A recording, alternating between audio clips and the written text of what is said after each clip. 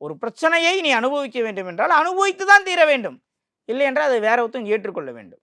அதை பரிகாரம், தாந்திரிகம், மாந்திரிகம் மூலியமா நிவர்த்தி செய்ய முடியாது என்னும்போது, அப்போ எப்படிதான் மனுஷனை காப்பாத்துறது? பொறந்துட்டேன். ஏன்னா இன்னைக்கெல்லாம் இருக்கிற சிச்சுவேஷனுக்கு மக்களுடைய பிரச்சனை வந்து பார்த்தீங்கன்னா, சில பேர்லாம் உயிர் மட்டும் தான் இருக்கு. அந்த அளவுக்கு வாழ்ந்துட்டு இருக்க ஆளுங்க எனக்கு நெறைய பேர் தெரியும். அவ்ளோ பிரச்சனைகள். கிரெடிட் கார்டு பிரச்சனை, கடன் பிரச்சனை, சீட்டு போட்டு, ஃபண்டு போட்டு பண இழப்புகள், வீட்ல வேலையின்மை, சில பேர்லாம் திருமணம் பண்ணிக்கிட்டு எதிர்பார்க்காத கணவர அமைஞ்சிருவாரு. அவரு ட்ரிங்க் ஹேபிட்டா இருப்பாரு.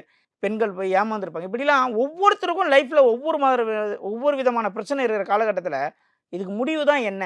அப்படின்னும்போது முருகன் கிட்ட கேட்கும்போது, மக்களுடைய பிரச்சனைய நானே வருஷத்துல ஒரு நாள் வந்து அவங்களுடைய பிரச்சனைய அந்த எரிச்சல், மிளகாய்த்தூள் எரிச்சல் மூலியமா நான் இழுத்துக்கிறேன், வாங்கிக்கிறேன் அப்படின்னு முருகரா வந்து நமக்கு சொல்ற மாரி எனக்குள்ள ஞானோதயம் உண்டானது.